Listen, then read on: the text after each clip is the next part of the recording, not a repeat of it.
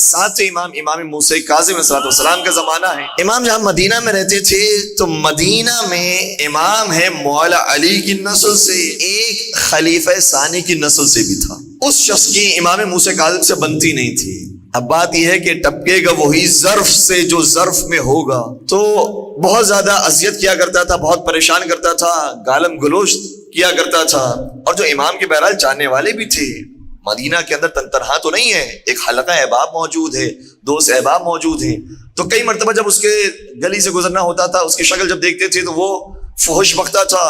امام کے جو اصحاب ہوتے تھے وہ جلال میں آ جاتے تھے اور کہتے تھے مولا صاحب ایک حکم کریں، ہم اس کے سر کو تنسجدہ کریں۔ امام ہمیشہ اسے ٹھنڈا کرتے تھے۔ اور دیکھیں یہ بھی مشہور محاورہ ہے کہ دیگ سے زیادہ چمچے گرم۔ تو امام نے کئی مرتبہ انہیں کہا کہ نہیں، ٹھہر جاؤ، یہ جو کہہ رہا ہے یہ اپنی پہچان نہیں کروا رہا، اپنے آباء و اجداد کی پہچان کروا رہا۔ اس لیے ہمیں ضرورت نہیں ہے کہ ہم بلا وجہ اس کے جوابات دیں۔ اور امام ہمیشہ مسکرا کر گزر جایا کرتے تھے، نہ اس سے کوئی بحث کرتے تھے، نہ مناظرہ کہ بھائی کیوں تو مجھے گالیاں دیتا ہے، کیوں تو مجھ پر سب و شتم کرتا ہے، میں نے تیرا بگاڑا کیا ہے، میں نے تجھے کوئی نقصان پہنچایا ہے، یا میرے آباء و اجداد نے تیرا کچھ بگاڑا ہے، بگاڑا کیا ہے ہم نے، کیوں اتنی زیادہ توہین کرتا ہے۔ کبھی بھی امام نے اس طرح کی بات نہیں کی۔ ایک دن ایسا ہوا کہ امام اس کے باغ میں تشریف لے گئے۔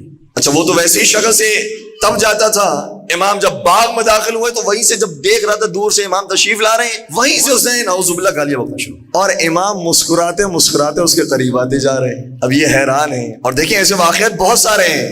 مجھے محسوس ہو رہا ہے کہ شاید ان واقعات کی ضرورت ہے، اس لیے بار بار ان واقعات کو تکرار کیا جائے کہ جب امام اس کے بالکل قریب پہنچ گئے تو اس نے کہا کہ تجھے معلوم ہے تو نے میرا کتنا نقصان کر دیا، وہاں باغ سے ہو کر یہاں پر آ گئے ہو، ہم نے ابھی درخت بونے کے لیے اور فصل اگانے کے لیے میں نے بیج ڈالے تھے، سارے باغ کو میں نے خراب کر دیا، اتنا میرا نقصان کر دیا۔ امام نے کہا تیرا نقصان کتنا ہوا ہے؟ اس نے کہا کہ میں نے یہ جو باغ لگائے ہیں نا، اس میں 100 دینار کا خرچہ کیا۔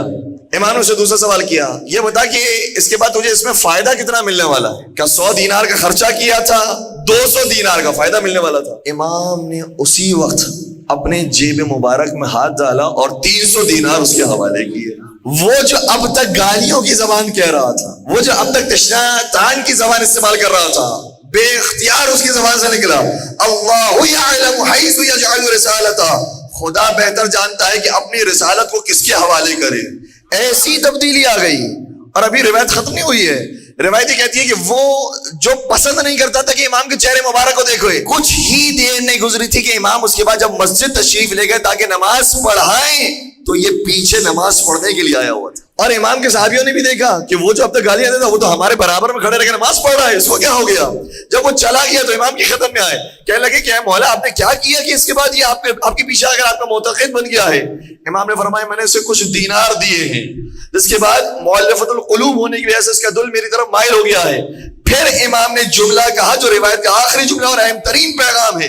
امام نے شاہ فرمایا وہ طریقہ جو تم اختیار کرنا چاہتے تھے وہ بہتر تھا یا جو میں نے اختیار کیا ہے وہ بہتر تھا؟ اگر انسان کا اخلاق خوبصورت ہو تو خود بخود لوگ حسینی بن جاتے ہیں۔ یہ جو ہم سبیلے لگا رہے ہیں، یہ جو ہم نیاز بانٹ رہے ہیں اور بغیر تفریق کے نظر و نیاز تقسیم کی جا رہی ہے، یہ بہت بڑی تبلیغ ہے۔ شاید مجھے کہنا چاہیے ممبر پر آنے والا بھی اتنی تبلیغ نہیں کر رہا جتنے نیاز اور سبیلے لگانے والے تبلیغ کر رہے ہیں۔ اس سے لوگ مائل ہو رہے ہوتے ہیں۔